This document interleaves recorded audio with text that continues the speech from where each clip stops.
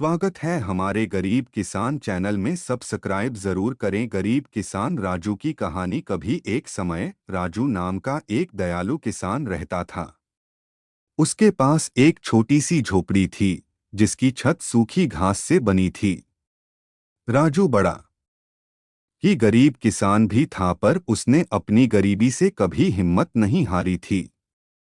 राजू अपने खेतों में बहुत मेहनत किया करता था। उसकी मेहनत से ही इस साल उसका खेत सब्जियों से भरा हुआ था। मोटे लाल टमाटर, कुरकुरी हरी बीन्स और चमकदार बैंगनी बैंगन। राजू हर दिन बहुत मेहनत करता था, अपने पौधों को सींचता था और घास निकालता था।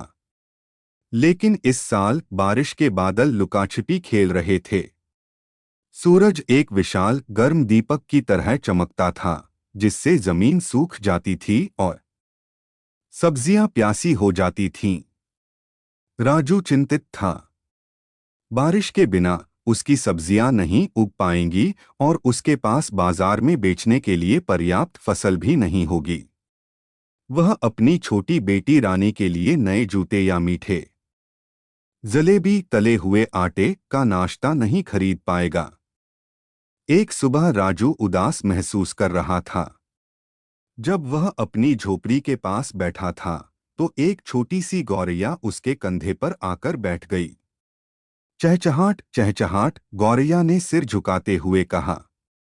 मुंह लटकाए क्यों बैठे हो राजू? राजू हैरान था। एक बोलने वाली गौरैया? उसने सूखी जमीन और भूखी सब्जियों के बारे में अपनी चिंता बताई। गौरैया ने धैर्यपूर्वक सुना। चिंता मत करो राजू, वह चहचहाई। मुझे एक गुप्त स्थान का पता है। आम के ऊंचे पेड़ के पीछे एक छिपी हुई धारा बहती है। इसका पानी आपकी सब्जियों को फिर से हरा भरा कर देगा। राजू की आंखें चमक उठीं। उसने गौरैया को धन्यवाद दिया और उसकी बताई हुई बातों का पालन किया। सबसे ऊंचे आम के पेड़ के पीछे उसने एक जगमगाती धारा देखी, ठीक वैसे ही जैसा गौरैया ने कहा था। राजू ने अपनी बाल्टी को ठंडे पानी से भर लिया और वापस अपने खेत की ओर दौड़ पड़ा। उसने ध्यान से प्रत्येक प्यासे पौधे के चारों ओर पानी डाला। सब्जियां खुशी से चहकती हुई लग रही थीं, उनकी पत्तियां चमकीली हरी हो गईं।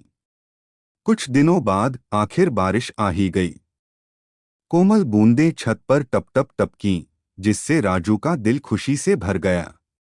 उसकी सब्जियां बड़ी और मजबूत हो गईं, चुनने के लिए तैयार। राजू ने अपने ताजे फल सब्जियां बाजार में बेची। उसकी मुस्कान सूरज की तरह चमक रही थी। उसने रानी के लिए नए जूते और जलेबियों का एक बड़ा डिब्बा खरीदा। मददगार गौरैया और छिपी हुई धारा की बदौलत सभी ने एक स्वादिष्ट भोज का आनंद लिया।